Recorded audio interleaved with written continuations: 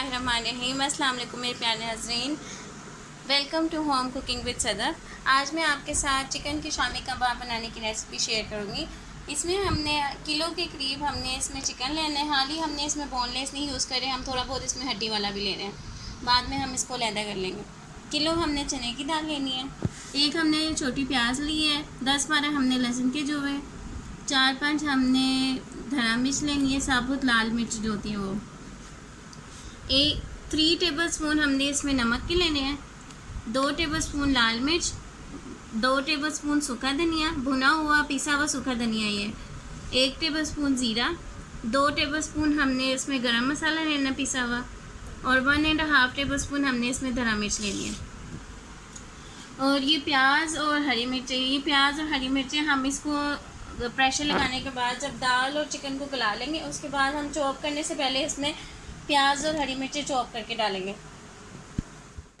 Pressure میں ہم نے دال ڈالنی ہے، یہ تمام مسالے ہم ڈالیں گے،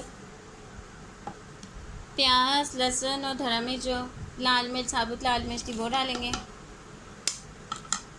اور یہ جو ہم نے چکن رکھا ہوا ہے دھو کے اس کو ڈال دیں گے۔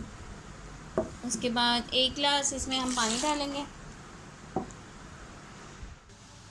اس میں 4 گلاس کے قریب پانی ڈال کے اس کو 15 منٹ کا پریشر لگانا ہے۔ 15 منٹ کے پریشر کے بعد ہم نے اس کو نکال لیا تھا، اور یہ بالکل ٹھنڈا ہو گیا میزہ۔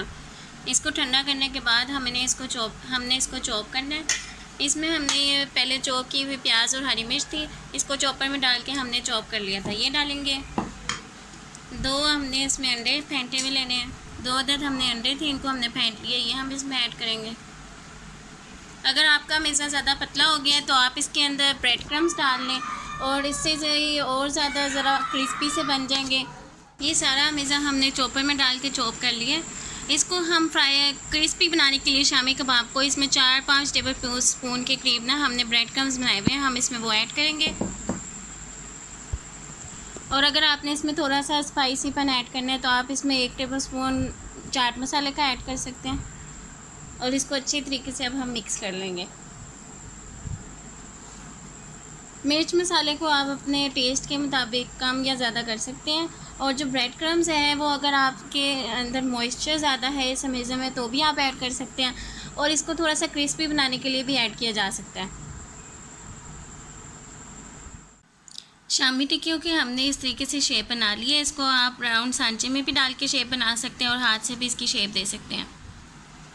یہ اس طرح سے اس کا سانچہ ہوتا ہے، اس کے اندر آپ نے میزے کی فلنگ کرنی ہے، اور پھر اس کو لیول کر کے یہ شامی کباب کو اس طرح کر کے اس کے اندر میزے کی فلنگ کرتے ہیں، اور پھر اس کو لیول کر کے باہر اس طرح کی شیپ کا نکل جائے گا۔ اس کو سب سے پہلے آپ نے اس کو گریس کرنا ہے، اس کے بعد اس میں شامی کباب کا میزہ ڈالنا ہے، تو پھر ایسے یہ شامی بن کے راؤنڈ شیپ میں تیار ہو جائے گی۔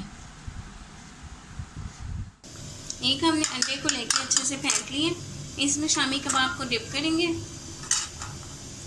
فرائی پین میں ہم آئل ڈال کے گرم کر کے پھر اس کو اس میں ڈال کے فرائی کریں گے۔ یہ بسم اللہ الرحمن الرحیم، ہم نے فرائی پین میں آئل ڈال لیے، اب اس میں یہ شامی ڈالیں گے اور اس کو ہلکی آنچ پر فرائی کریں گے۔ ان کو آپ بنا کے 1-2 مہینے کے لیے آرام سے اسٹور کر سکتے ہیں۔ شامی کباب کو اس طرح سے فرائی کریں گے، انڈا لگا کے اس کے بہت ہی اچھی لک اور بہت ہی اچھا ٹیسٹ آتا ہے۔ اس کو آپ ضرور ٹرائی کیے گا اور انجوائے کریے گا۔ یہ اس کو میں نے آپ پلٹ دی، دیکھیں اس کا کتنا پیارا سا کلر آ رہا ہے۔ یہ جب اچھے سے براؤن سی ہو جائیں گی تھوڑی سی، پھر ہم اس کو نکال لیں گے۔ یہ دیکھیں اس کا کتنا پیارا سا براؤن کلر آ گیا۔ اب ہم اس کو پلیٹ میں نکال کے سرو کریں گے۔ اس طرح سے ہمارے گرما گرم شامی کباب بن کے تیار ہے۔ اس کو آپ کیچپ کے ساتھ، رائتے کے ساتھ سرو کر کے انجوائے کریں۔ Thank you for watching, like and subscribe my YouTube channel. Subscribe کرنا اور لائک کرنا نہ بھولیے گا۔ یہ بہت ہی شاندار اور ٹیسٹی قسم کی بنی ہے، اور اس کو ضرور ٹرائی کریے گا اور کمنٹ میں بتائیے گا۔ تھینک یو فار واچنگ، اللہ حافظ۔